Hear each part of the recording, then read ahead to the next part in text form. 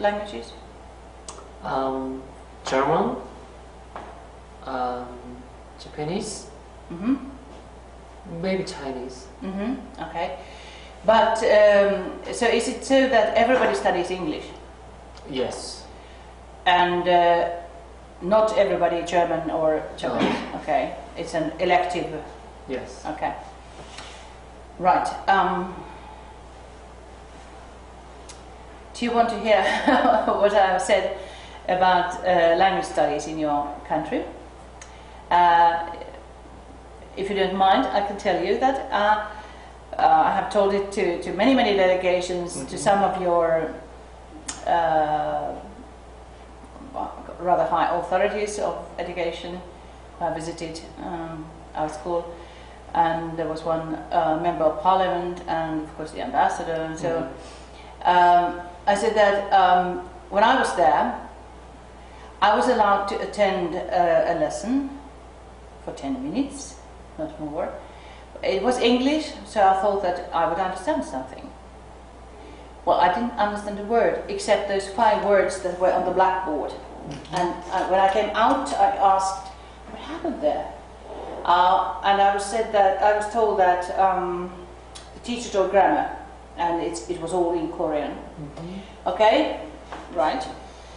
But then during my visit, I understood that people don't speak very fluently English. Do you agree? I agree with you.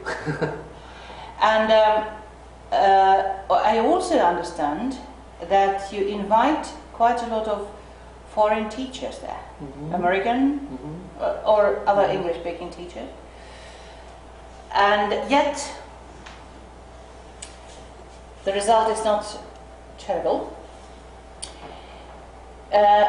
All the delegations asked me, how many native speakers do we have as foreign language teachers? And I said, none.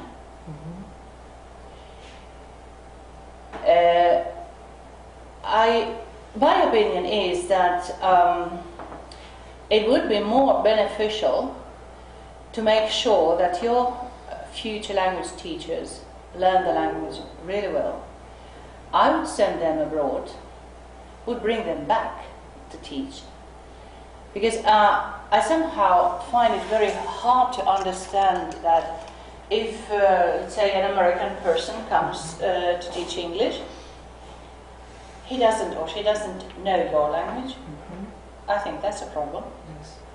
If I understand the student's language, I know what is difficult to him or her. Okay? And I would imagine that they are not all very competent teachers. And I could imagine that they have a nice experience abroad. So money talks there as well. What helps us, because our language is strange, it's nothing to do with Scandinavian languages. It is more like Estonian or Hungarian is a relative language, but and some people even say that Korean is related to Finnish. But our language is so different from those languages we study. But what helps us is that, well, okay, we travel a lot, but that doesn't apply to everybody. But TV programs are not dubbed here. The students or children can listen to the original language. I think it helps a lot. They get used to listening to it and learn pronunciation whenever they watch TV. Okay. Right. Then, as I said, the purpose of upper secondary schools is to provide students with enough knowledge from all branches of sciences and skills how to study efficiently and so on. And most subjects are academic subjects. Of course, we have music and sports and art and drama in this school, but mostly academic, because that's what they want to study in the universities. Okay. And then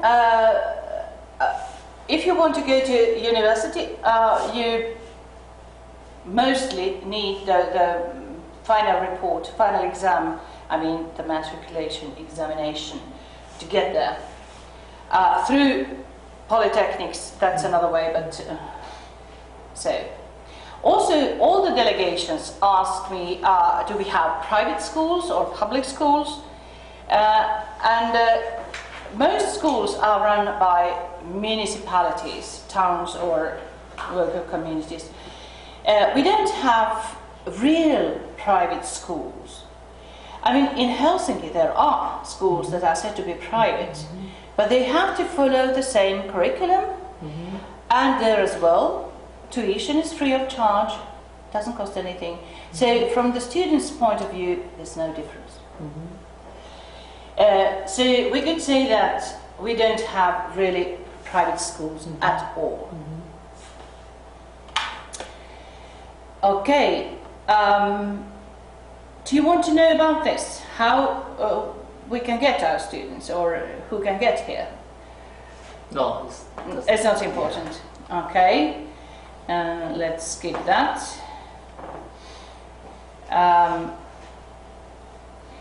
Okay, the national curriculum are also concerning the basic education and the upper secondary schools is in the law. So they determine which subjects we study. Of course, schools can offer something extra about the subjects that have to be studied, and the number and the contents of the compulsory courses and also the specialization courses. I explain that later. Then there are, as I said, there can be additional courses which are only in some school. Then in this city, so the authorities wanted that every school is a good upper secondary school, but they wanted that every school also has a kind of a special feature, if I say so. And in this school, it is drama. So some of the students are chosen in that drama line. Of course, they have all the same subjects the others have, but they have drama as well, and it's very popular, by the way. And in some in the school you visited before this, they have social studies. In some other, there's music, and so on, sports somewhere. Okay. And this is just to make you understand how the system goes, because our upper secondary schools are completely different from Swedish, for instance. I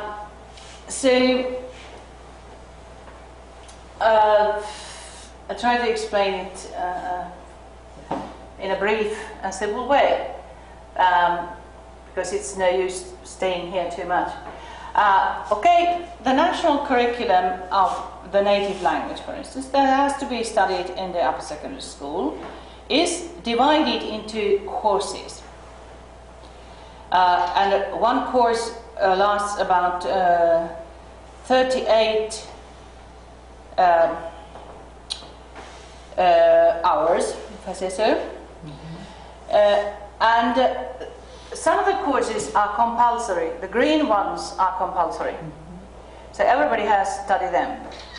These are specialization courses, and the final exam is based on the compulsory and specialization courses. But if somebody doesn't want to have it, his choice. Okay, and then we have applied courses, literature, grammar, or grammar is not good. It's the use of Finnish. Okay, then we have journalism and things like that. The world of the media is that. The same applies for the first foreign language, that's why it's A language, the first foreign language. 6 compulsory courses, then 2 specialization courses and extra writing and the preparation for the final exam and so on. And B1 language, which means Swedish, the same thing. As you can see, B2 language and B3 language, they are not compulsory, nothing in green. Mathematics, you have 2 choices, advanced or basic, and the number of compulsory courses varies a lot, and so on. So you can see quite a lot of subjects. At least 1 course has to be taken. Okay, and the studies here are a little bit like in the university, so the students choose their timetable themselves. And of course then the student counselor's role is very important to make sure they don't make any bad mistakes there. They choose the compulsory courses because if they don't have them, they can't take part in the final exam. Okay. And here, I said that 1 course is 38 hours, but in Espoo nowadays we don't have 45-minute lessons as we used to have. We have 75-minute lessons. So in each subject the student has chosen for 1 period, they meet 3 times a week. Okay, as you saw in the picture, so the number of courses varies depending on the subject. And before the students can leave the school with a certificate, they have to have 75 courses minimum. Okay, school year